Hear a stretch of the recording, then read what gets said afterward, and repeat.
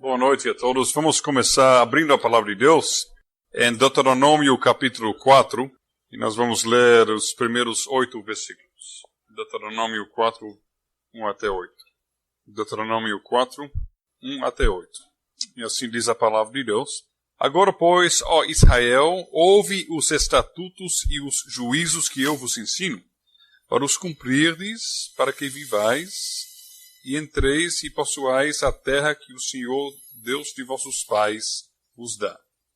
Nada acrescentareis à palavra que vos mando, nem diminuireis dela, para que guardeis os mandamentos do Senhor, vosso Deus, que eu vos mando.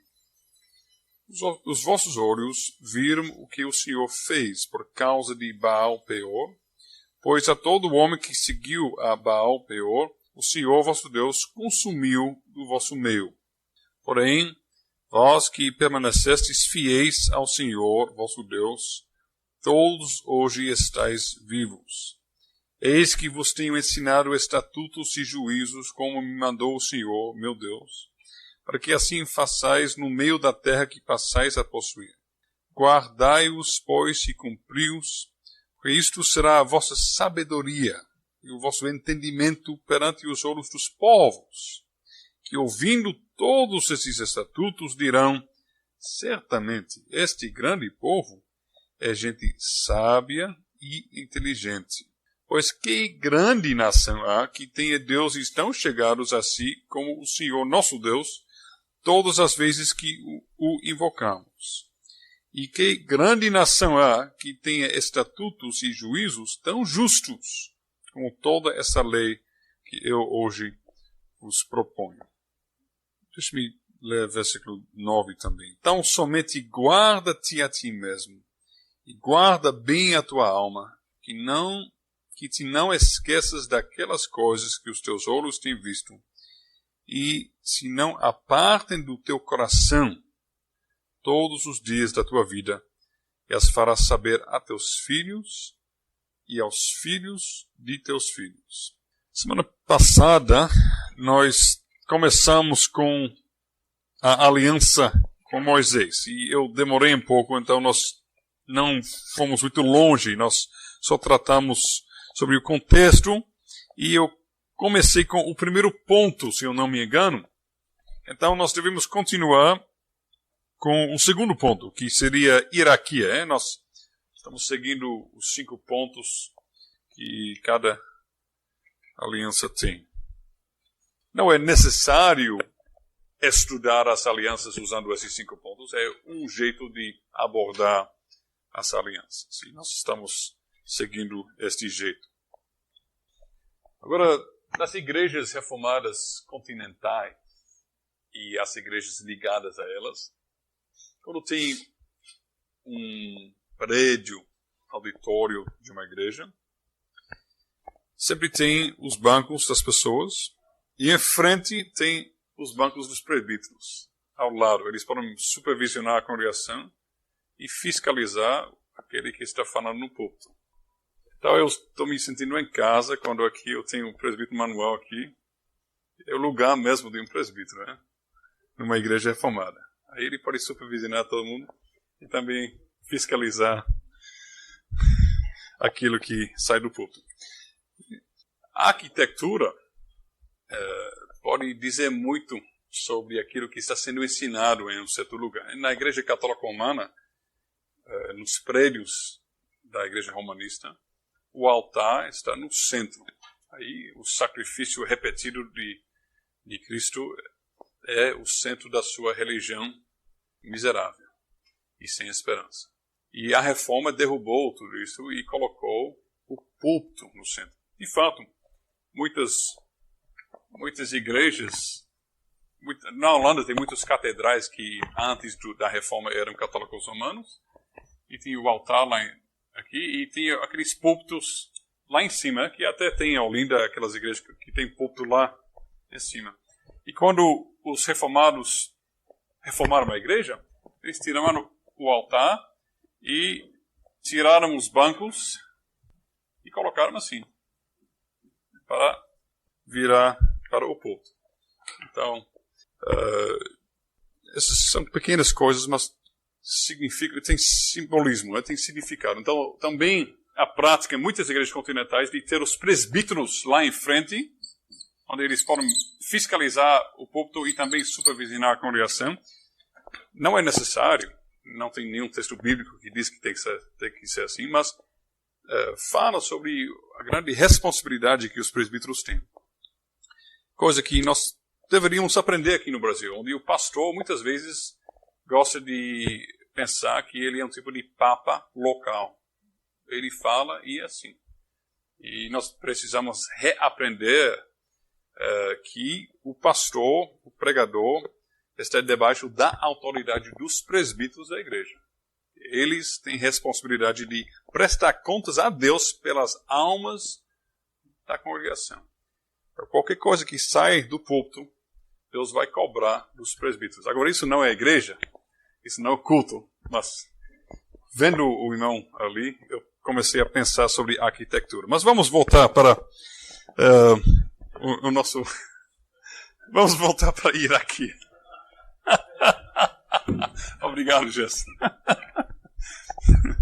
Pronto, o segundo ponto. Hierarquia. Nós falamos na semana passada sobre o contexto da Aliança Mosaica, que Deus vem mais uma vez ao seu povo e ele inicia o contato mais uma vez, tirando-os da escravidão. Eu sou o Senhor, teu Deus, que te tirei da terra do Egito, da casa da servidão. Os 10 mandamentos não são completos se não incluir este prólogo, este prefácio, este prólogo. Este versículo muito importante. Não tem sentido os mandamentos sem este prólogo. Então, nós falamos sobre a transcendência de Deus, a glória que Deus manifestou. Cada vez nós vemos a história de redenção abrindo como uma flor. Cada vez Deus dá mais revelação. Cada vez Deus ele dá mais detalhes sobre como Ele quer que o homem viva. Então nós devemos ver que tudo isto é uma coisa que abre e abre e abre mais e mais e mais até finalmente chegar a Jesus Cristo. E Hebreus fala sobre isto, capítulo 1, fala um pouco sobre, faz uma referência àquela história da redenção. Porque a Bíblia, desde Gênesis 1, é uma história daquilo que Deus está fazendo para salvar a raça humana para a sua glória, para nossa vida. Havendo Deus, Hebreus 1, outrora falado muitas vezes e de muitas maneiras aos pais, pelos profetas, nesses últimos dias nos falou pelo Filho, a quem constituiu herdeiro de todas as coisas. Então, Hebreus 1, verso 1, fala um pouco desse processo da revelação por meio do tempo. Então Deus se manifesta mais claramente. Ele manda Moisés para o Egito e Moisés diz, eu tenho que dizer, se eles perguntam quem me mandou, eu tenho que dizer o quê? Então Deus revela mais sobre ele. Eu sou quem eu sou Yahvé, eu sou o Deus da aliança. Agora vamos para Iraque. Qual é a estrutura desta aliança? Quais são as posições, os papéis, as funções? A lei fala, e quando eu falo da lei, a lei mosaica fala de profetas. Deuteronômio 18, você pode anotar, não tenho tempo para ir lá. Deuteronômio 17 fala sobre reis. E em muitos lugares a lei mosaica fala sobre sacerdotes. A função central, o ofício enfatizado, destacado nesta época, nesta fase do progresso da história da redenção, nesta dispensação, podemos dizer. Dispensação é uma administração. Né? O ofício enfatizado é o ofício de sacerdote. não esqueçam que pela primeira vez vai ter um lugar onde, pela primeira vez desde Éden, vai ter um lugar onde o homem pode se encontrar com Deus. Antes, os pais, eles tinham, às vezes aqui, às vezes ali, um lugar onde Deus se revelou a eles. Mas tudo dependia da boa vontade e soberana vontade de Deus, né? Não era possível, eles iam lá e mandar Deus vir. Mas, pela primeira vez agora, depois de muitos séculos, Deus vai colocar um lugar, o santíssimo lugar, no tabernáculo, e ali vai haver a sua presença. Os homens podem chegar a ele e ter comunhão com ele por meio do sangue derramado dos sacrifícios. Por meio dos sacrifícios. Então, por isso, nesta administração, a função de sacerdote é muito importante para desempenhar seu papel de administrar a reconciliação, o símbolo de reconciliação entre um pecador sujo e um Deus santo. Deus colocou as fronteiras, os limites do país. Ele colocou um sistema de cidades, de tribunais, como seria o culto, como seria o cuidado social, como dizer em português, welfare, com o cuidado dos pobres, coisas assim. Israel tinha uma constituição que Deus deu a ela, diretamente, para ela cumprir a sua função neste mundo. Isso é importante. Israel tinha uma função neste mundo. Eu já leio de Deuteronômio capítulo 4, e vocês ouviram que Deus se referiu ao mundo ao redor, como eles iriam ver e enxergar aquilo que Israel estava fazendo. Israel era para ser uma luz para as nações. Então nunca Deus somente pensou sobre Israel e esqueceu os outros. Leia os profetas e veja quantas vezes os profetas estão profetizando sobre este país e aquele país. E Deus nunca deixou de pensar sobre o mundo inteiro. Israel está lá para o bem do mundo. E especialmente para um dia chegar ao ponto de cumprir aquela promessa a Abraão, que por meio da descendência dele, por meio dele, todas as nações da terra serão abençoadas. E nós conhecemos essa bênção. Nós que somos gentios aqui. A lei mosaica, nesta fase da administração da aliança, enfatiza a família, fortalece a família. Como? Um exemplo é com a instituição de um pedaço de terreno que tinha que ficar naquela família. E tinha muitas leis para ter certeza que uma família iria sempre manter aquele pedaço de terreno, né, de terra. Por exemplo, até a própria lei do levirato é para manter o nome da família viva e também, junto com isso, posse da sua terra. Vocês se lembram quando... qual é o nome dele em português? Ahab. Acabe, queria roubar o videiro. Eu estou sem as palavras. A videira de Nabote. O Nabote disse, não quero. Ele tinha direito em Israel para manter sua posse da terra, porque isso era uma herança.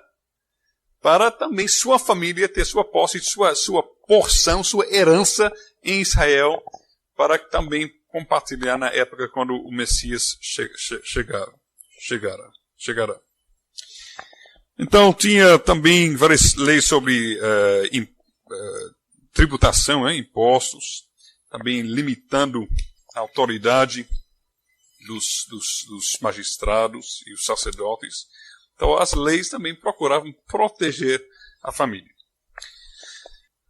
Estamos falando sobre hierarquia, funções, autoridade. Então, pela primeira vez na história da redenção, na administração do pacto debaixo de Moisés, a autoridade dos sacerdotes e a autoridade dos reis é dividido. Agora, a função de ser sacerdote pertence à tribo de Levi.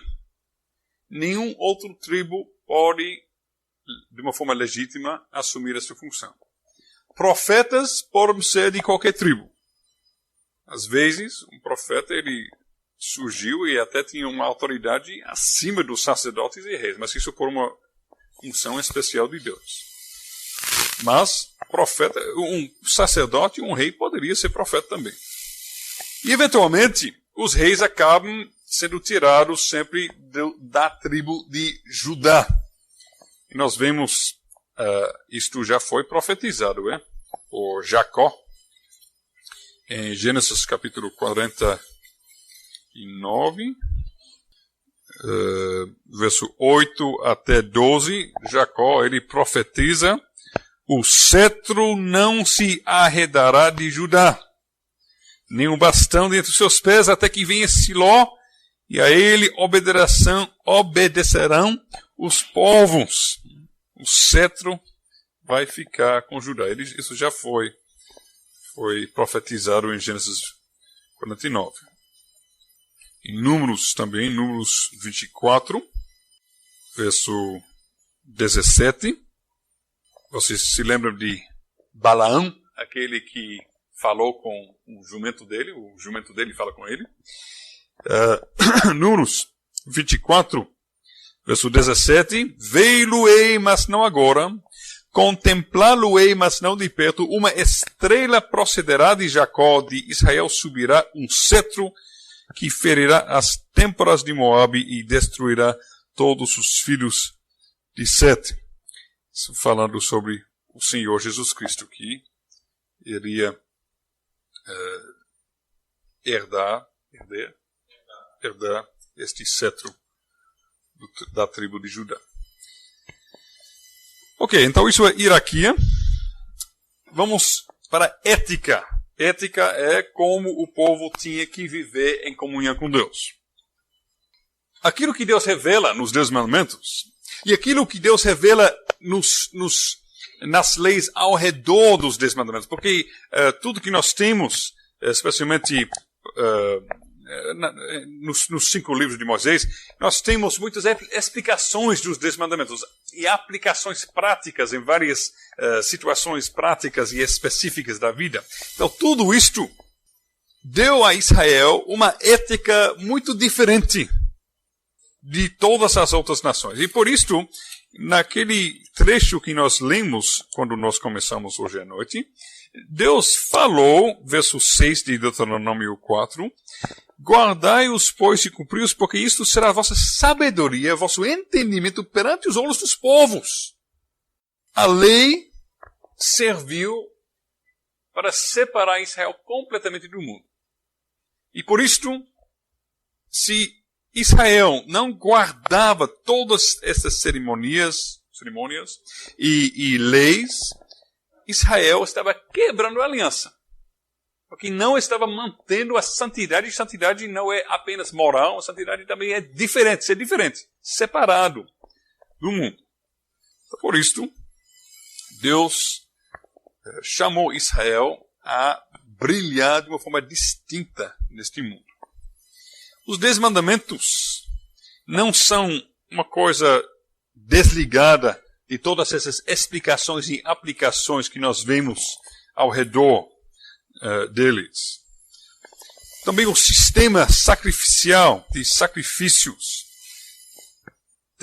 tem sua ligação com os 10 mandamentos. O sistema de sacrifícios, de fato, naquela época, é a aplicação e a exposição prática do 2º mandamento. Como o homem tinha que adorar a Deus, como o homem podia chegar a ter comunhão com Deus, a adorar Ele.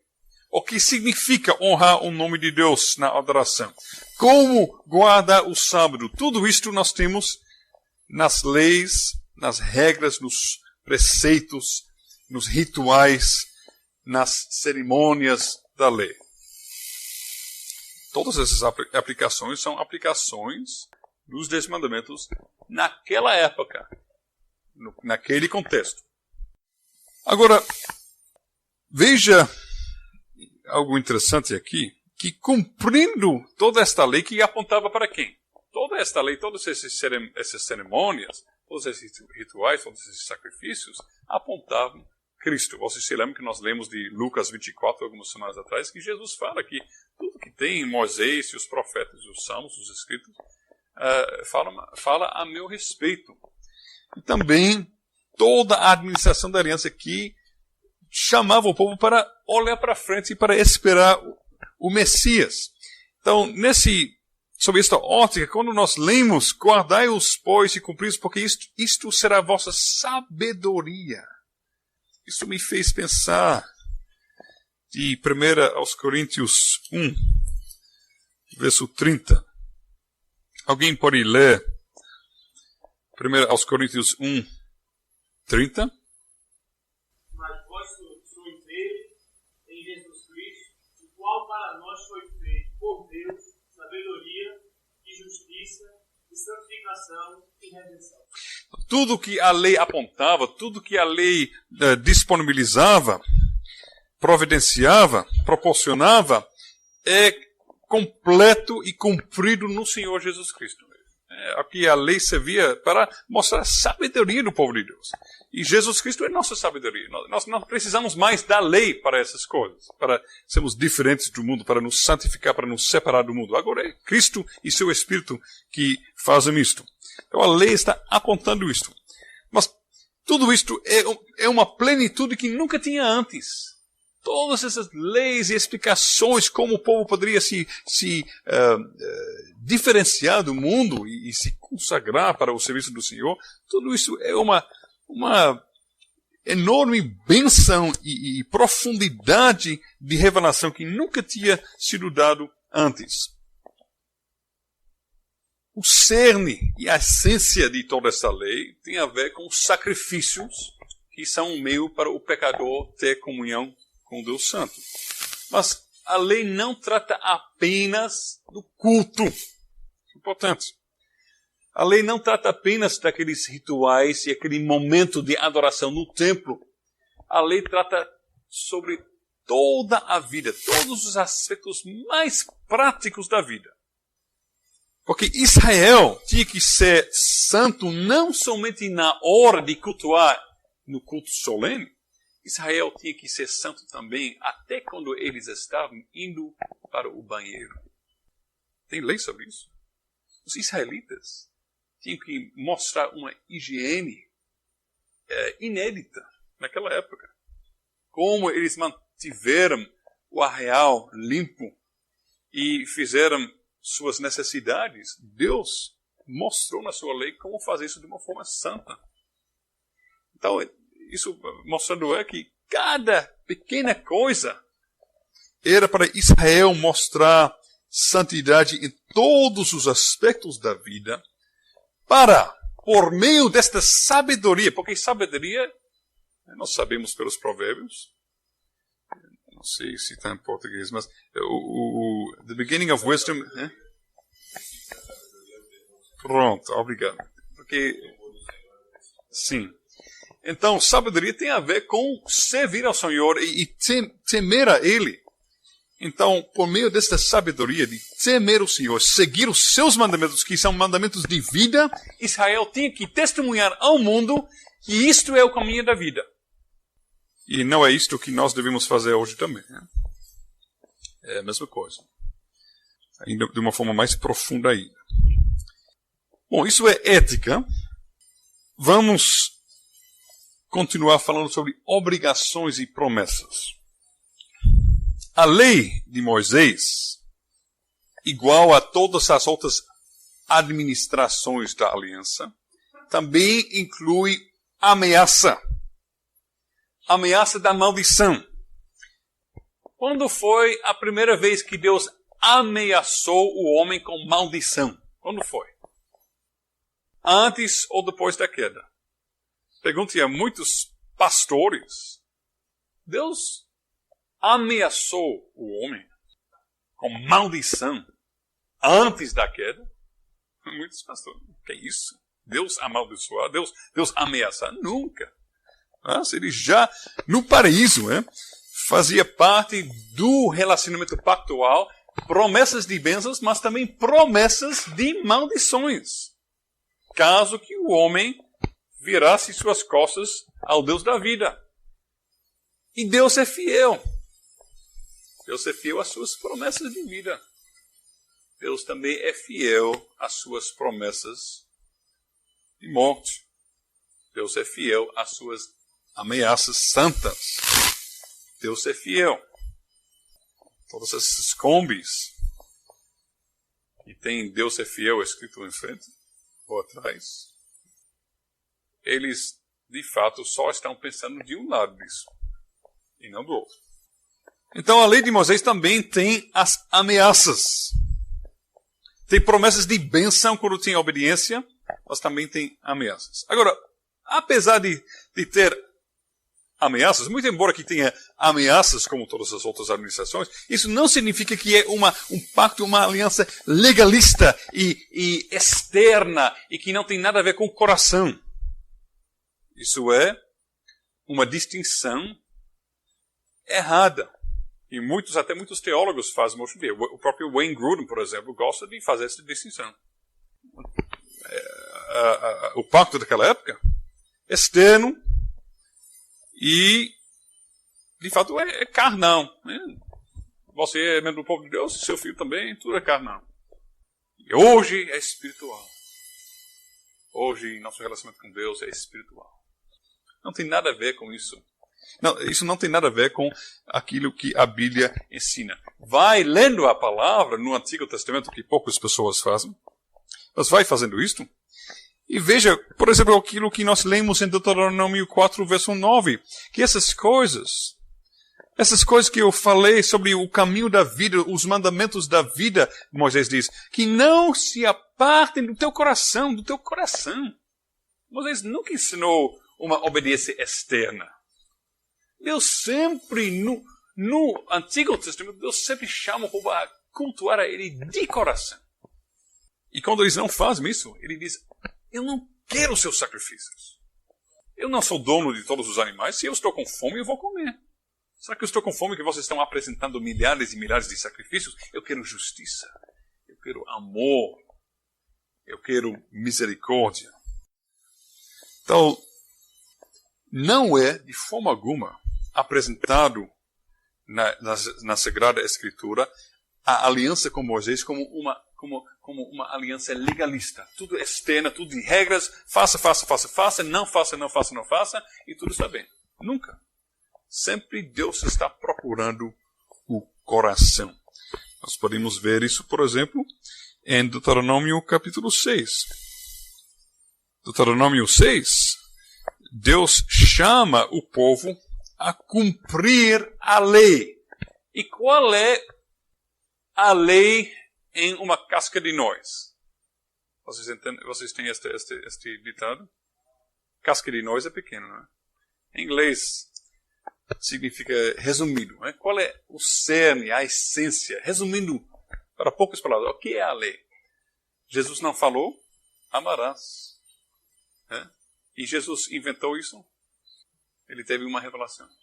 Jesus citou a Sagrada Escritura. Está escrito. Ele citou Deuteronômio 6, verso 5. E também um outro versículo em Levíticos. Amarás, pois, o Senhor teu Deus de todo o teu coração. Isso no Antigo Testamento. Toda a tua alma, toda a tua força. Ele diz, meu povo, estas palavras que hoje te ordeno estarão no teu coração. Tu as inculcarás. Inculcar é colocar para dentro, não é impor sobre. Inculcar é ensinar procurando o coração. A teus filhos. Bom, eu não vou ler o resto, porque nós não temos tempo, mas veja como antes de Deus chamar o povo a ensinar a aliança e os mandamentos de Deus aos seus filhos, Deus primeiro exige que esta aliança, essas ordenanças, estes mandamentos estejam no coração dos pais. Ele nunca exige apenas uma observação, uma observação externa. Observando de uma forma externa, e repassando isso para os filhos. Não, tem a ver com o coração. Então, quando o Novo Testamento fala, às vezes, de uma forma bem pesada contra a lei, que faz isso? Em alguns lugares. Está falando contra a interpretação da lei que os fariseus deram. Eles perverteram a lei. Deus queria o quê? Vamos resumir todos os mandamentos. Vamos resumir toda a lei. Amar a Deus, amar o próximo. Isso é aquilo que o Antigo Testamento ensina. Não é invenção de Jesus. Bom, é invenção de Jesus, mas já no Antigo Testamento. Ele não inventou naquele momento. Amar a Deus, amar o próximo, é o propósito da lei. Por isso, Jesus fica com raiva. Quando os fariseus, eles têm uma erva pequenininha no jardim e tem 10 folhinhas, eles pegam uma folha e entregam aos sacerdotes, dando o dízimo. Enquanto os pais velhos estão padecendo, e dizem, meu filho, eu estou com fome, estou sem abrigo, não sei o que, está pingando aqui. Aí o fariseu, pai, eu teria dinheiro para trocar o telhado, para o senhor ser mais confortável, mas eu fiz votos para entregar esse dinheiro para consagrar ao serviço do Senhor. E Jesus, ele não aguenta, ele diz, vocês, ele chama tantos nomes, os fariseus daquela época, homens maus mesmo, que estavam cumprindo a lei, cumprindo entre aspas, de uma forma legalista e externa e esquecendo as coisas mais pesadas da lei. Então, a lei nunca foi imposta sobre o povo como um peso, um fardo, legalismo, tem que fazer isso, tem que fazer aquilo, mas sempre a Bíblia fala sobre a lei como o caminho da alegria, da prosperidade, da paz, alegria no Senhor Jesus, no Senhor, né? Nós vemos isso no Deuteronômio 6, verso 10. Veja aqui, isso é a lei do Antigo Testamento, né? A lei mosaica, a aliança com Moisés, Deuteronômio 6, 10 e 11. Havendo depois o Senhor teu Deus introduzido na terra que sob juramento prometeu teus pais, Abraão, Isaque e Jacó, te daria grandes e boas cidades que tu não edificaste. E casas cheias de tudo que é bom, casas que não encheste, poços abertos que não abriste, vinhais e olivais que não plantaste, quando comeres e te fartares. Bênção, alegria, prosperidade, paz no Senhor. Nós temos isso no verso 24, do mesmo versículo, do mesmo capítulo, que eles devem ensinar aos seus filhos. O Senhor nos ordenou cumpríssemos todos esses estatutos e temêssemos o Senhor nosso Deus para o nosso perpétuo bem. Era isso que os pais tinham que ensinar aos seus filhos. Deus nos deu todos esses mandamentos, não para ser um fardo, mas é para o nosso bem. Bom, eu posso citar muitas e muitas referências, porque tem muitas e muitas referências, mas nós não temos tempo, mas vocês podem ver Deuteronômio 8, verso 7 em diante, Deuteronômio 10, verso 13, 12, verso 7, 12 e 18, 14, 16, capítulo 26, capítulo 29, capítulo 30. Vai ler o Antigo Testamento, você vai ver como a lei é caminho da vida. Salmo 1. Salmo 119. O salmista não cansa de cantar como a lei é boa, e é agradável, e é vida para ele. A lei. Pessoas, até hoje, acham que a lei é negativa e pesada. E se alguém pensa isso, ele não entende nada de Deus. Ele não entende nada da aliança. Quando Deus diz, não adulterarás, isso é para nos roubar de prazer? Ou isso é para nos dar uma vida de verdadeira alegria e prazer no casamento? Quando Deus diz, não darás falso testemunho com o teu próximo, será que isso é para o nosso bem ou para o nosso mal? Para a nossa alegria ou para a nossa tristeza? Quando Deus diz que nós devemos obedecer às autoridades, Ele faz isso porque Ele quer nos limitar e nos colocar debaixo de um peso que nós não aguentamos? Ou será que Deus nos dá isso porque isso é o caminho de verdadeira alegria? Quando Deus nos ensina que nós devemos adorar somente a Ele, não terás outros deuses diante de mim, isso é para o nosso bem ou para o nosso mal? De dizer, somente podem adorar o Deus da vida e não qualquer outro Deus que é falso. Quando Deus diz, vocês devem me adorar do meu jeito, não do teu. Isso é para o nosso bem ou o nosso mal? Pensem em Nadab e Abiú. Eles serviram, eles adoraram a Deus do seu jeito. E acabaram morrendo.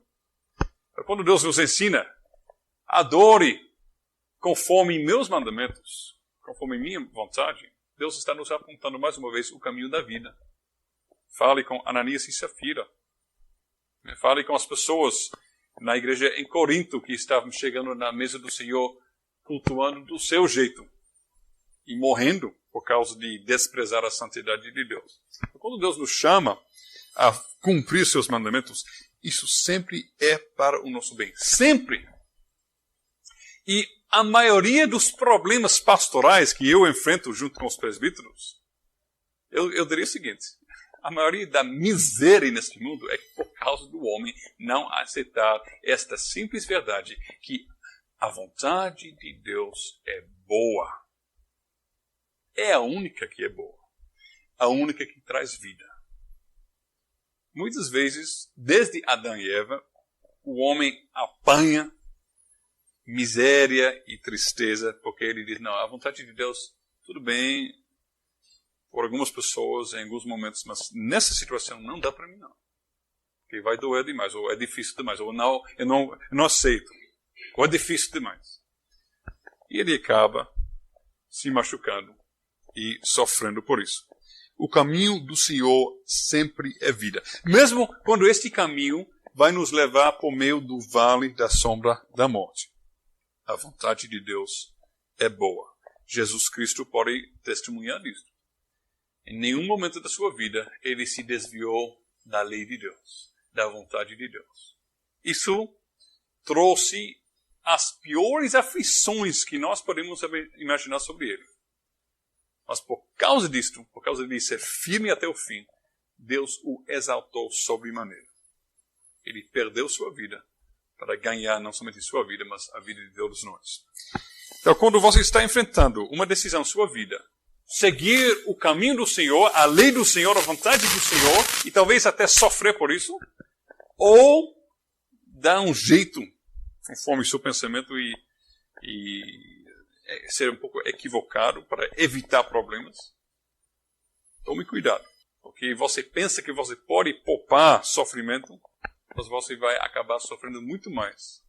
Porque qualquer caminho que não está conforme a vontade do Senhor traz a morte, leva ao inferno. É isto que os provérbios dizem.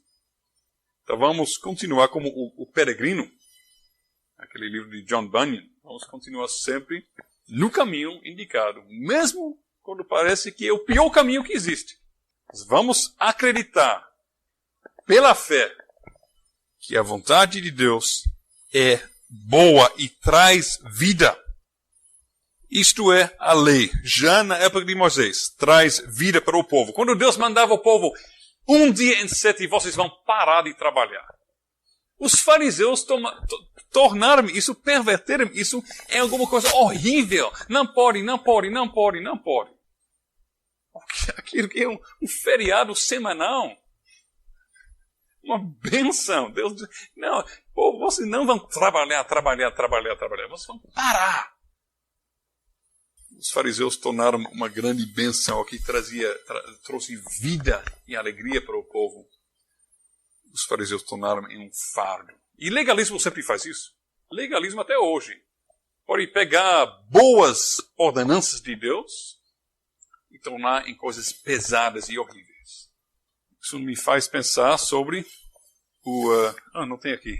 Sobre o evento que teremos em julho, né, dia 4 até dia 8, que vai falar sobre essas coisas. As boas novas no Velho Testamento. Então é bom procurar participar nisso se for possível. Então a lei trouxe vida. A lei trouxe, mostrava o caminho de alegria, de prosperidade, de paz, de comunhão. E a maior bênção da lei foi o tabernáculo. Né? Deus colocou o seu santuário no meio do arraial. Agora com muitas regras para manter sua santidade e sua separação do povo. Mas ele estava lá, pela primeira vez. Desde Éden, ele estava tabernaculando, ele estava morando, habitando no meio do seu povo. Isto também falando sobre Cristo. Porque o apóstolo João pega isso e diz, Jesus Cristo veio, ele tabernaculou, ele habitou no meio de nós. E até hoje habita no meio da sua igreja por seu Espírito Santo. Então isso também fala sobre Cristo, tabernáculo. Deus, mais uma vez, está deixando o pecador ter um contato com ele. Coisa incrível. O pecador não pode ter contato com Deus. O ímpio, o imundo, ele não pode estar na presença de Deus Santo. Impossível. Nós lemos a Bíblia, então Deus mandou Moisés construir o tabernáculo, então ele construiu, tal, vamos lá, vamos continuar com a próxima história, mas nós perdemos assim, o choque que isso deve ser. Como é possível isso? Como é possível? Um Deus santo aceitar de morar, de habitar no meio de um povo perverso e pecaminoso e rebelde, que sempre está resmungando, murmurando, criticando, blasfemando. Um povo idólatra mesmo, porque veja como eles, logo depois de ouvir os 10 mandamentos, fazem o bezerro de ouro. Deve ser um choque para nós. Um choque muito grande. Deus não veio morar no meio do povo de Israel porque era um povo realmente muito legal, muito simpático, muito bom mesmo, muito santo, muito impressionante. Outras nações perversas, mas Israel, nota 10. Deus olhando, mas esta nação tão impressionante, eu não consigo ficar aqui no céu, eu tenho que ficar lá. São tão santos. A Bíblia não nos mostra esse quadro.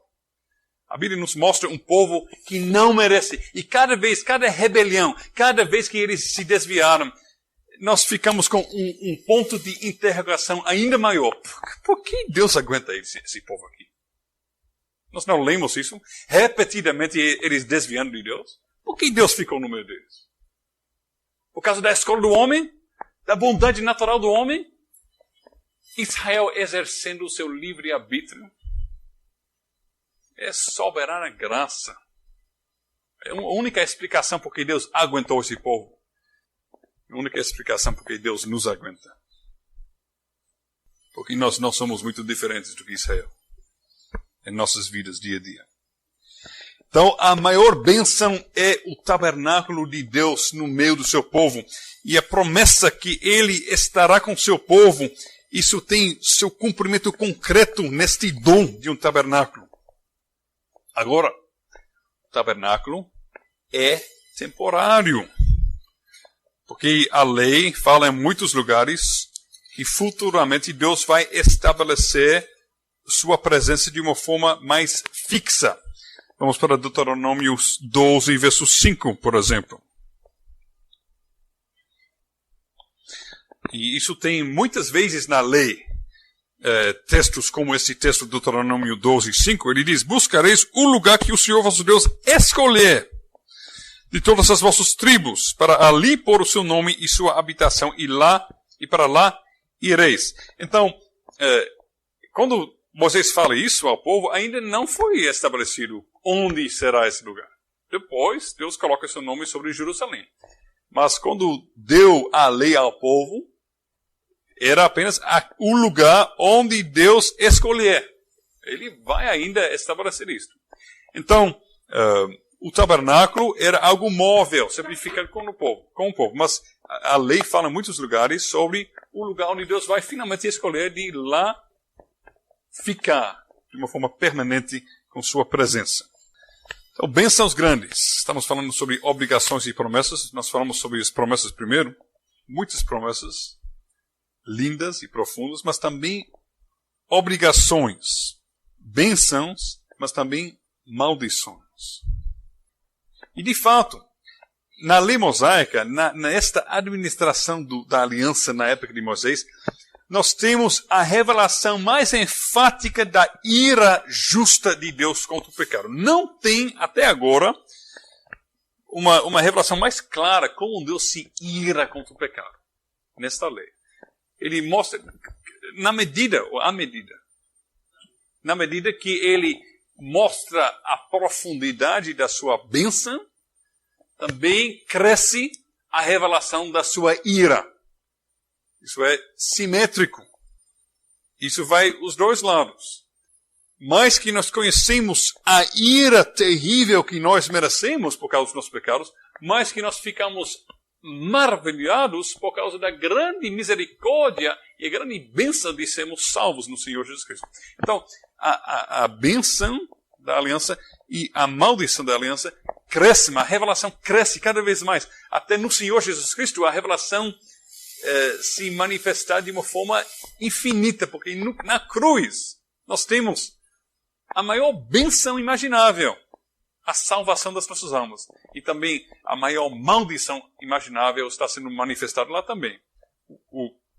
A maldição e o castigo que Deus derramou sobre os nossos pecados.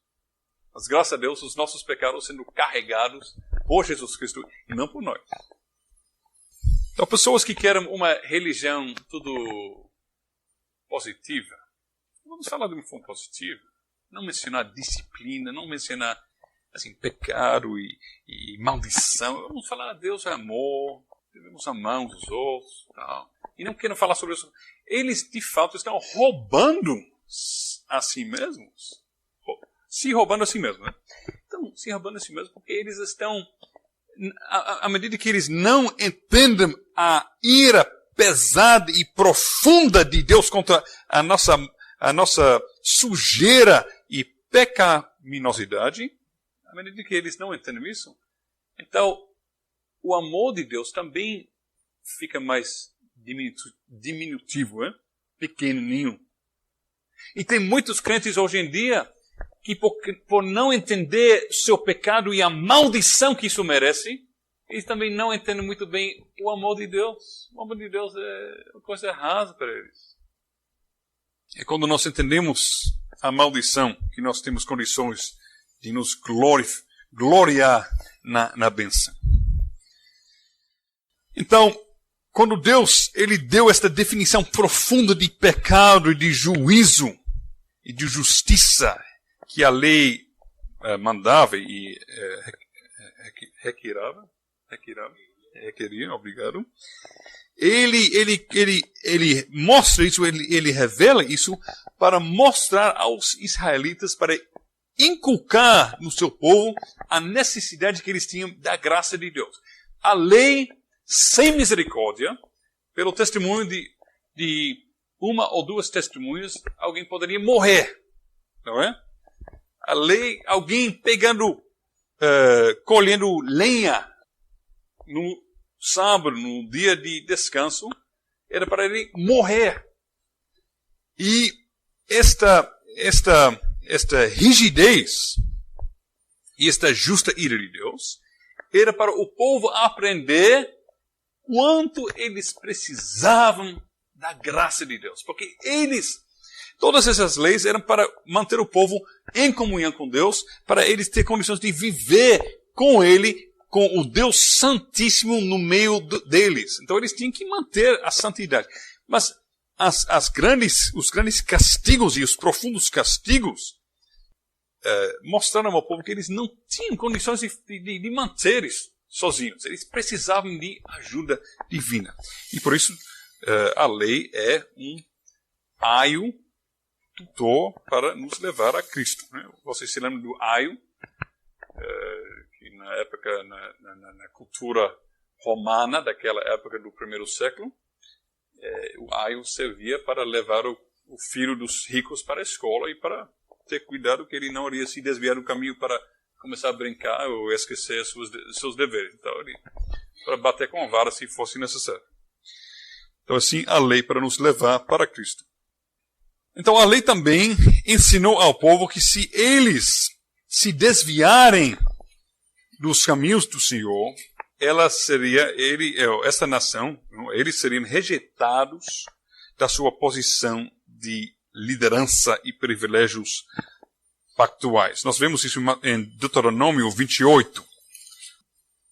Nós vemos em 28 bênçãos sobre obediência e de verso 15 em diante, maldições sobre desobediência. E Deus é bem específico sobre as maldições que o povo vai apanhar se eles se desviarem do seu caminho. E nós vemos isso também no Novo Testamento. Nós vemos em Hebreus capítulo 6, Hebreus capítulo 10, Hebreus capítulo 12, nós vemos também que o Novo Testamento fala sobre a vida que há com Cristo, a vida que há com Deus, que obedecer os mandamentos tem vida. Veja, por exemplo, Efésios capítulo 6, onde Paulo cita o 5º mandamento, diz aos filhos, obedece aos pais, porque sua vida vai ser longa e abençoada. Essa é a promessa para vocês, hoje, no Novo Testamento. Então, aí a lei é boa e traz vida. Viver em obediência pactual com Deus traz vida. É o único caminho da vida. Mas também no Novo Testamento, desviar-se dos caminhos do Senhor é morte. E nós vemos isso em muitos lugares, mas nós vamos falar sobre isso mais tarde, quando nós tratamos da Nova Aliança. O fato que tem promessas e obrigações, o fato que tem bênção prometida e maldição também garantida, não significa, como eu já falei, que isso é legalismo. Porque a maldição da lei, Deus coloca sobre aqueles que não perseveram no relacionamento de bênção. A maldição Deus aplica sobre aqueles que rejeitam a bênção. Porque a aliança é um relacionamento com two ways. Não é mão única, duas vias. A aliança Deus estabelece de uma forma unilateral, de um lado. Mas a aliança é praticada e vivida de uma forma bilateral. Vocês entendem? Deus, ele vem com sua soberania, ele estabelece. Não foi que o homem mandou uma carta para Deus, veja bem, Deus, nós somos pecadores, nós vamos negociar aqui, chega na mesa, tal, nós temos isso a oferecer, tu tens isto, e vamos negociar um relacionamento. Não tem. Tem um Deus santo, tem um homem sujo, pecaminoso, correndo para se escolher. Isso é a nossa natureza, isso é a nossa situação natural. Mas Deus vem soberanamente nos buscar. Adão, onde estás? Repetindo com Noé, repetindo com Abraão, repetindo com o povo de Deus no Egito. Sempre procurando o pecador. Ele é soberano. Agora, viver nesta aliança não é, vamos relaxar na rede, porque Deus é soberano. Ele escolhe. Se eu sou escolhido, eu vou viver. Se não sou, eu vou morrer. Não. Deus estabelece a aliança e ele implementa e executa sua soberana vontade por meio da responsabilidade que ele chama dos seus filhos. Isso é muito importante. Muitas pessoas que gostam de falar demais e pensar de menos estão correndo nesses dias de hoje falando besteiras sobre a soberania de Deus. Uma vez salvo para sempre. Sim e não. Tem a perseverança dos santos, mas dos santos não tem perseverança de pessoas imundanas e ímpias. Vocês entendem? Tem pessoas que acham que Deus é soberano, então eu posso fazer qualquer coisa, porque se eu sou eleito eu vou para o céu. Não. A Bíblia nunca ensina isso. Nunca. Sede santos, pois eu sou santo. Sem a santidade ninguém verá o Senhor. Ninguém poderia esconder atrás de uma doutrina de eleição para dizer que ele vai para o céu, apesar de qualquer coisa que ele está qualquer pecado que ele está praticando e permanecendo nele. Nunca. Então também no Antigo Testamento, Deus ele derramou suas bênçãos sobre o seu povo, mas também exigia que o povo queria viver nessas bênçãos. E o povo rejeitando essas bênçãos, Deus disse que vocês vão apanhar as consequências disso. E o povo não gostava disso. Você lê o Antigo Testamento, o povo reclamava. E eu acho que o profeta Jeremias que diz: parem de dizer o templo do Senhor, o templo do Senhor, o templo do Senhor. Né? Porque o povo estava dizendo: não, nós temos o templo de Deus está aqui no nosso meio. Veja, Eli, Hofni e Finehas. Né? Eli e Hofni e Finehas. Né? Aí, Deus está conosco, vamos pegar a arca e tal. Eles indo na batalha. Ninguém pode nos vencer, nós temos Deus do nosso lado. E de repente, derrotados. Porque eles não estavam obedecendo os mandamentos de Deus.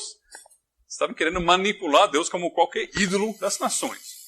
Então, era necessário o povo aprender que para continuar debaixo das bênçãos de Deus, era necessário exercer sua responsabilidade de querer, com todas as suas falhas, mas de buscar com toda a sua força, obedecer aos mandamentos de Deus. Agora, veja aqui.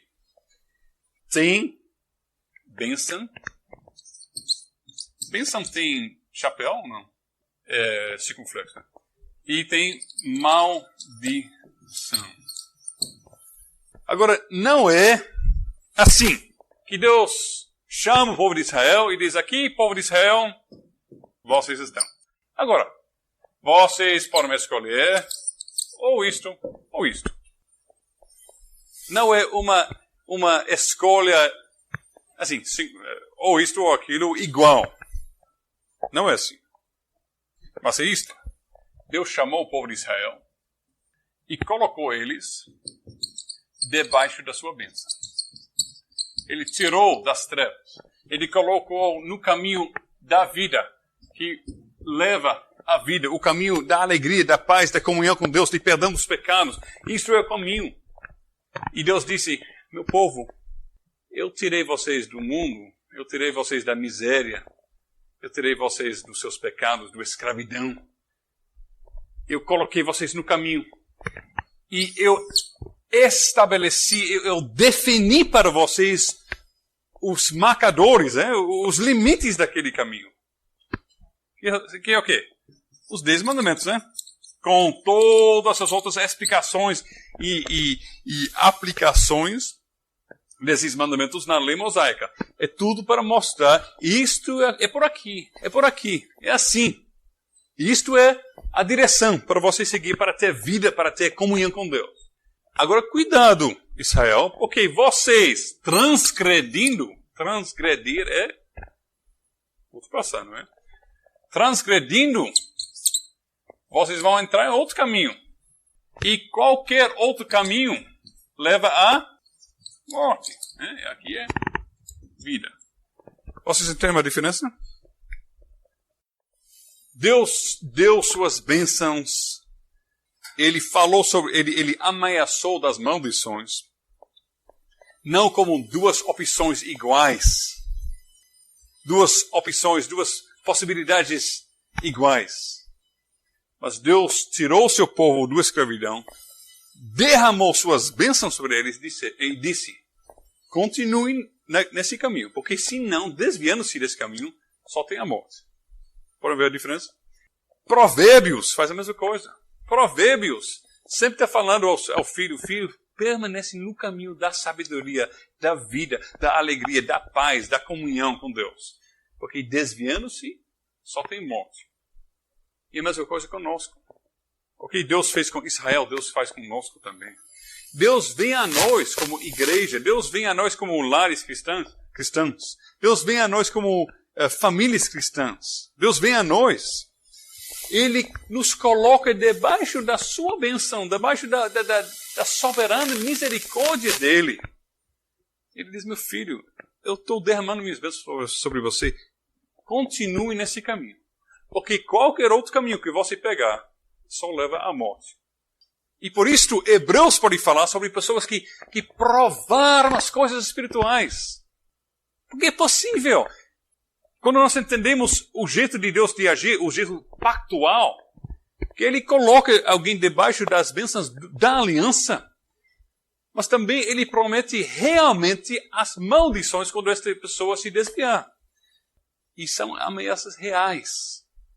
No Antigo Testamento era ameaça real, que Israel poderia perder seu status como povo de Deus. Eles nunca acreditaram. De fato, os israelitas eram hipercalvinistas.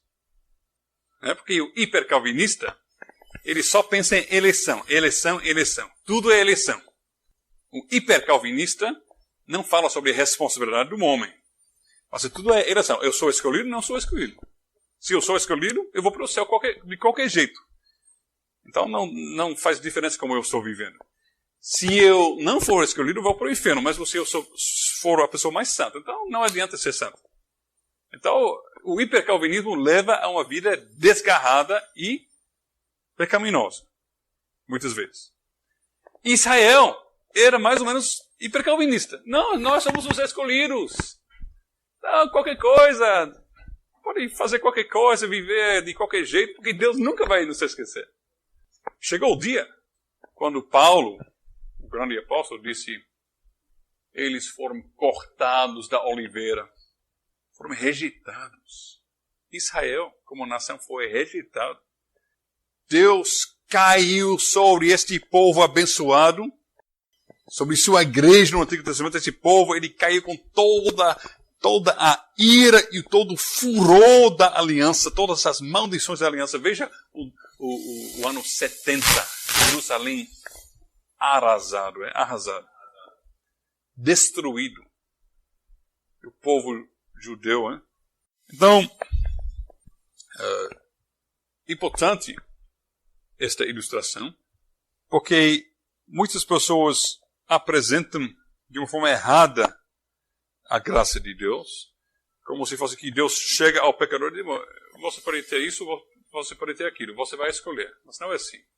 Deus vem em sua misericórdia, Ele pega um pecador e Ele tira das trevas, e Ele coloca num estado privilegiado de ouvir o Evangelho, de ter contato com pessoas que amam a Deus, que podem ensinar a Ele o caminho da vida.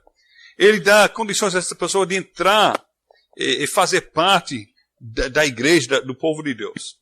Então Ele coloca essa pessoa no caminho e Ele ameaça ou adverte sobre o perigo de se desviar deste caminho. Isso sobre obrigações e promessas. Vamos continuar com sucessão. Porque vocês sabem que antigamente, na antiguidade, toda aliança sempre tinha a parte de sucessão, que o rei, morrendo, o seu filho iria assumir o trono e também assumir as responsabilidades da aliança. A lei tinha um sistema muito, muito complexo para continuar o sacerdócio. Eita, esta língua tão difícil de vocês. O sacerdócio e a herança da terra. Então tinha muitas leis para manter e estabelecer isso. Mas a coisa mais importante que a lei enfatizava é aquilo que nós já lemos no capítulo 6 de Deuteronômio. A lei se preocupava com o fato que a terra tinha que ser herdada e passar de geração em geração. Que o sacerdote tinha que passar de geração em geração. Mas a coisa mais importante para a lei mosaica é a fé passar de geração em geração. E isso nós vimos em Deuteronômio 6, que você que é pai deve ler e reler este capítulo que fala sobre sua responsabilidade de educar seu filho nos caminhos do Senhor. Se você é pai, olhe onde seus filhos estão estudando e o que eles estão aprendendo. E veja o que Deus exige de você. Ouve Israel. Verso... Rapaz, esse capítulo tão lindo, eu não posso fazer outra coisa do que começar no início. Desculpe, é um pouco longo, mas tem tantas coisas aqui. Deuteronômio 6. Estes, pois, são os mandamentos, os estatutos e os juízos que mandou o Senhor teu Deus se te ensinassem para que os cumprisses da terra a que passas para possuir. Para quê? Por quê? Todos os mandamentos. Para pesar sobre vocês? Não. Verso 2. Para que temas ao Senhor teu Deus, guardes todos os seus estatutos e mandamentos que eu te ordeno, tu e teu filho, e o filho de teu filho, todos os dias da tua vida, e que teus dias sejam prolongados. Quer dizer, tem vida quando você obedece à lei de Deus. Vida! Já no Antigo Testamento. Ouve, pois, ó Israel, e atenta em os cumprires. Para quê? Para que bem te suceda e muito te multipliques na terra que mana leite e mel, como te disse o Senhor, Deus de teus pais. E muito te multipliques. Hein? Qual é o mandato que Deus deu a Adão e Eva no capítulo 1 de Gênesis? Deus abençoou o homem e disse, Deus está dizendo, vocês cumprindo meus mandamentos, vivendo conforme minhas ordenanças, isso vai ter a consequência de vocês terem bênção e ter condições de cumprir aquilo pelo qual eu coloquei vocês aqui nesta terra, de multiplicar os filhos de Deus. Ó Israel, o Senhor nosso Deus é o único Senhor. Amarás, pois, o Senhor teu Deus de todo o teu coração, de toda a tua alma, de toda a tua força. Essas palavras que hoje te ordeno estarão no teu coração. Esse amor profundo tem que ser em teu coração. E, como consequência, verso 7, tu as inculcarás a teus filhos, e delas falarás assentado em tua casa, andando pelo caminho, ao deitar-te, ao levantar-te, não somente domingo, naquela pequena história bíblica, não apenas naqueles 5 minutos de culto doméstico, de falar sobre uma história da Bíblia para seu filho, ou falar sobre Jesus para seu filho, mas todo momento de todo dia, você tem que estar inculcando Deus e seu amor aos seus filhos. Também as atarás como sinal na tua mão, te serão por frontal entre os olhos, e as escreverás nos umbrais da tua casa e nas tuas portas. Em outras palavras, a sua vida inteira, povo de Deus, até quando você entra, quando você sai, até a construção da sua casa, tudo tem que se lembrar, tudo tem que lembrar a você e aos seus filhos o amor e a misericórdia de Deus e o fato que os seus mandamentos são bons e levam a vida, que trazem a vida. Então Deus se preocupa com seus filhos repassar para as próximas gerações, as gerações vindouras, como Ele é bom. O amor de Deus tem que ser repassado de pai aos filhos. A Bíblia fala sobre isso em muitos lugares. Tem muitos salmos também que falam sobre isso, que nós vamos declarar as grandiosas obras de Deus para as gerações vindouras. Por exemplo, o Salmo 78. O Antigo Testamento está cheio desta necessidade do povo glorificar e louvar a Deus, repassando para os seus filhos e os seus netos a sua glória e sua misericórdia. Isso é importante para nós. Tem no meio evangélico hoje em dia um desprezo muito grande deste dever pactual que os pais têm. Tem, de fato, a prática em muitos lugares que os pais nunca se preocupam com a educação dos seus filhos. A educação no Senhor. Eles acharam que o filho vai crescer e um dia ele vai exercer seu livre-arbítrio e decidir de aceitar Jesus ou não. Não tem aquela visão bíblica que esse filho faz parte do povo de Deus, ele é separado do mundo, ele é santo. Paulo fala isso, 1 aos Coríntios 7:14, que os filhos dos crentes são santos, consagrados. E tem poucos pais que levam isso a sério. Meu filho, Deus separou do mundo, ele não é qualquer filho, faz parte do povo da aliança. E eu tenho uma responsabilidade enorme de inculcar a meu filho como Deus é bom, como Deus é amor, como Deus é graça e misericórdia no Senhor Jesus Cristo. Se já no Antigo Testamento, na época de Moisés, quando a revelação de Deus ainda estava abrindo e desabrochando, mas não tinha chegado a abrir completamente ainda, como fez no Senhor Jesus Cristo, naquela época já era importante o povo lembrar aos seus filhos como Deus é bom, como Deus é amor, como Deus é graça e misericórdia. Quanto mais nós que conhecemos a plena revelação da graça, do amor e da misericórdia de Deus no Senhor Jesus Cristo, nós temos uma responsabilidade enorme para ensinar isso aos nossos filhos, não apenas com uma pequena conversa de vez em quando sobre Jesus, mas mostrando e ensinando o amor de Jesus cada momento de cada dia. Por nosso exemplo, em primeiro lugar, não somente em nossas palavras. Nossa casa tem que ter o cheiro de Cristo, o cheiro espiritual de Cristo. Nossa vida familiar, o jeito que nós resolvemos as coisas em casa, as coisas que nós lemos, as coisas que nós assistimos na televisão, os tópicos e assuntos das nossas conversas, as nossas prioridades como família, como pai, como mãe, tudo isso tem que brilhar com o amor de Cristo e tem que ensinar aos nossos filhos que isto é a prioridade número 1 em nossas vidas, número 1 em nossas vidas. Então tem sucessão, passado de geração em geração. Agora, também tem a herança pactual da terra de Canaã. É um dom de graça. Deus dá ao povo a terra que mana leite e mel. Eles não construíram essas cidades, eles não plantaram essas videiras. Mas, veja como Deus atua, como Deus opera. Ele não mandou um raio do céu para matar todo mundo e o povo entrou e sentou e começou a comer e beber. Eles têm que lutar. E lutar mesmo. Suar. Trabalhar para alcançar a graça. É pura graça. É um dom de Deus.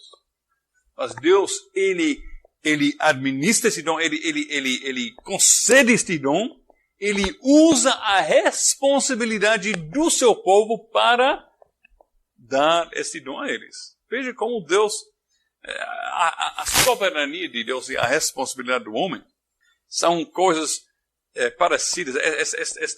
Este relacionamento é parecido com o relacionamento entre a divindade de Cristo e a humanidade de Cristo. Nós não podemos entender como é possível Jesus ser Deus e homem.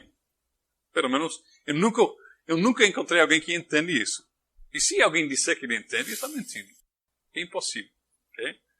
Mas é verdade. E nós aceitamos pela fé. O fato que Deus é um, que Deus é três, mas que Ele é um. A Trindade é algo que nós aceitamos pela fé. E a soberania de Deus é clara pela Bíblia. Também a responsabilidade do homem é clara. E devemos aceitar isso pela fé. Nós vemos que Deus, Ele chama seu povo à responsabilidade. Eles têm que lutar para ganhar aquilo que é dado pela graça a eles. Uma reflexão do Novo Testamento sobre aquilo que o povo tem que fazer no Antigo, né? E ao mesmo tempo, nós não alcançamos esse reino por meio de força, assim, porque Paulo fala que Deus manifesta seu poder por nossa fraqueza, que nós não éramos pessoas poderosas e importantes, mas fracas e não importantes. Né? Mas realmente é por meio... tem sempre aquela gloriosa tensão que Deus coloca nas coisas, né? Pronto. E veja como sempre o Antigo Testamento diz que a batalha é do Senhor. Sempre. Se Deus exige do homem mais ou menos participação, porque às vezes Deus exige muita participação, outras vezes Deus diz, fica aí, porque meu exército você vai ouvir nas árvores e vai espantar o inimigo sem vocês fazerem nada. Né? E outra vez ele diz que o povo tem que fazer mais do seu lado. Mas sempre a batalha é do Senhor. Pronto. Porque ele exerce sua soberania por meio da nossa responsabilidade. Ele usa isso. Então, Deus promete ao povo que esta nação, cumprindo a aliança, mantendo a aliança, não somente vai ter vida para ela, mas também ela vai levar o mundo a conhecer a bênção. E nós já lemos Deuteronômio 4, e nós vimos lá que sempre tem aquela preocupação universal. Também isto está desabrochando. Cada vez ficando mais e mais claro que Deus procura a bênção para todas as nações. Então isso também faz parte de Israel cumprir a lei. Qual é a resposta? Eu tenho 2 minutos para falar sobre a resposta do homem e o juízo de Deus. Rapidamente. Coloque seu cinto. Eu vou rapidamente agora. Israel começou mal. No deserto, Logo se desviaram com o bezerro de ouro. Mas depois, Josué, eles conquistaram a terra e eles começaram com uma nação que temia o Senhor, que servia o Senhor conforme a lei. Depois da morte de Josué, apostasia. Não ouviram aquilo que Josué exigiu e advertiu antes da sua morte. Escolhe quem vocês vão servir. Os deuses que vocês serviam, os seus pais serviam, ou aquilo que eu vou fazer, eu e minha casa, nós serviremos o Senhor. Eles não obedeceram, caíram em casamento com outras nações, se comprometeram e caíram em escravidão. Aí nós temos um ciclo, na época dos juízes. Eles caem em pecado, Deus manda maldições e castigos, eles clamam a Deus, Deus manda um salvador, um juiz, e eles se arrependem, ficam tudo alegres, servindo o Senhor Deus por um tempo, e depois eles caem de novo. É um ciclo. Agora, qual é o juízo de Deus? O juízo de Deus é que este ciclo, quando esse ciclo continua e fica pior e pior, que finalmente Deus, ele acaba com exatamente a maior bênção que tem nesta aliança. O tabernáculo, sua presença. Ele e seus filhos, naquela época, eles querem tratar Deus como se fosse um ídolo, porque as nações ao redor pegaram seus ídolos, carregaram dentro da batalha para espantar os inimigos, porque nosso Deus está conosco, está vendo? Tem 5 homens carregando aqueles. Aí, o povo de Deus queria fazer a mesma coisa com seu Deus. Vamos pegar a arca, querendo manipular Deus, como hoje muitas igrejas querem fazer também, manipular Deus. Obrigar Deus a fazer aquilo que nós queremos. Eles levaram a arca para a batalha. Mas Deus, ele disse, eu vou mostrar a vocês, meu povo, vocês não podem me manipular. O fato que tem minha presença representada no Santíssimo Lugar, no Santo dos Santos, que o fato que a arca representa meu trono, é por minha livre escolha, por minha soberana vontade. Mas se eu me retirar, esta arca é um pedaço de ouro e madeira. Isso aconteceu. Deus se retirou. O povo de Israel ficou tão feliz mesmo que quando eles viram a arca, eles gritaram que o chão tremeu. Então, quando você está lendo a narrativa, rapaz, os filisteus agora vão por água abaixo agora, porque eles vão, veja como eles ficaram com medo. Só que exatamente isso que Deus usa para derrotar os israelitas, porque eles ficam com tanto medo, rapaz, com este Deus tão poderoso, nós temos que lutar 2 vezes ou 10 vezes mais. Aí eles lutam mesmo. Então, isso serve para derrotar Israel. E Deus entrega o símbolo da sua presença nas mãos dos filisteus. Veja aqui, juízo e misericórdia misturado. Qual é a maldição que Deus promete ao seu povo, se eles não são fiéis? Que ele vai mandar eles para o exílio. Então aqui, Deus vai para o exílio. Deus sai da terra prometida. Ele mesmo vai para o exílio. Então, isso é misericórdia misturada com juízo aqui. Agora, também tem juízo, porque o símbolo da sua presença vai embora. E Deus coloca castigos tanto sobre o seu próprio povo, quanto sobre os inimigos do povo, que você sabe muito bem como os filisteus sofrem terrivelmente por causa da presença da arca. Agora, isso dá início, isso realmente marca o início do fim. Porque a arca, indo embora, nunca volta para ser normal a administração da aliança mosaica. Nunca volta a arca para ficar junto com o tabernáculo. A arca fica aqui, fica ali, esperando, e nós precisamos de uma nova etapa agora. A arca volta da captividade, do exílio, com o ouro dos filisteus, mas não tem mais aquele culto no tabernáculo como era antes. O sistema mosaico foi por água abaixo, não funcionou mais. O povo quer um rei, eles pedem Saul, e Saul representa o pior de todos os juízes. Ele é o primeiro rei, mas o último juiz, mais ou menos. E ele representa claramente o povo que escolheu ele, porque ele representa a infidelidade e a teimosia e a desobediência dos israelitas. Isso tudo vem à tona no seu rei. Então ele acaba, em vez de transformar as outras nações com a luz do Evangelho, Israel quer se conformar às outras nações, e eles fazem isso mesmo. Eles acabam com um rei que é como qualquer rei por aí. Mas isso não é o pior. O pior pecado que leva a época mosaica a, como todas as outras épocas, vocês se lembram, toda a administração da aliança sempre acaba com a graça de Deus brilhando, mas a capacidade do homem sendo manifesta, sendo mostrada como é uma incapacidade terrível. Porque sempre o homem cai. E Adão e Eva, paraíso, Adão e Eva depois do paraíso, Noé, do dilúvio, depois de Noé, Babel, Abraão, Egito, escravidão. Moisés acaba em Saul e acaba com a família de Eli e Ofni e Finás.